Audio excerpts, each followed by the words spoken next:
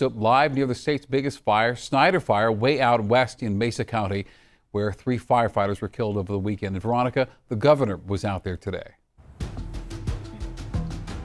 He was. And you know, when we talk about these 3 firefighters that were killed in the Snyder Fire over this past weekend, it's important to know that they were a part of this special federal firefighting team that's actually based in Rifle, Colorado, so not too far from where we are tonight. We know that their names are 38-year-old Emily Barker. She was from Michigan, 27-year-old Sydney Watson from Alabama, and 27-year-old Nick Hutchinson from Arizona. And just a couple of hours ago, we heard from Governor Jared Polis. He was here. There were other state leaders, city and county fire officials here as well at the Incident Command Center. This is in Fruta for the Snyder Fire.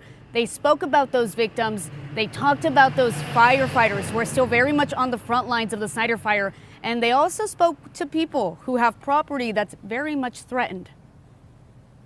Let's thank and pray for the health and welfare of our firefighters as well as residents that are under evacuation zones. We'll pray with them for their lives and for their property.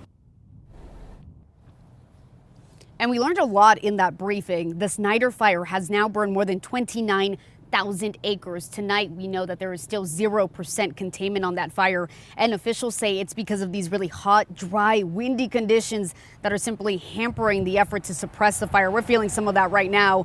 Of course, we also heard about those 3 firefighters who were killed Saturday after they initially were responding to the Knowles Fire. That became a part of the Snyder Fire, combining with the Gore and the Jones fires. And tonight, we know these 3 were a part of the Rifle Helitac team. That's a federal team that's based out of the Rifle Garfield County Airport. The interagency fire station on site there, it was bearing a memorial earlier this afternoon when we stopped by for those who were lost in the fire.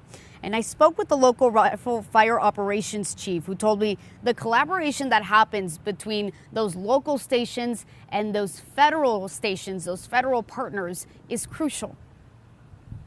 But usually we respond jointly with them, and then we really utilize like Rifle Helitac for those remote areas of fire starts that are in hard to reach areas.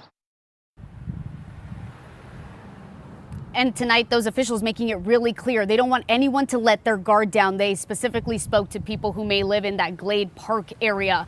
They are in pre-evacuation notice, so they want them to be ready should they have to leave at a moment's notice.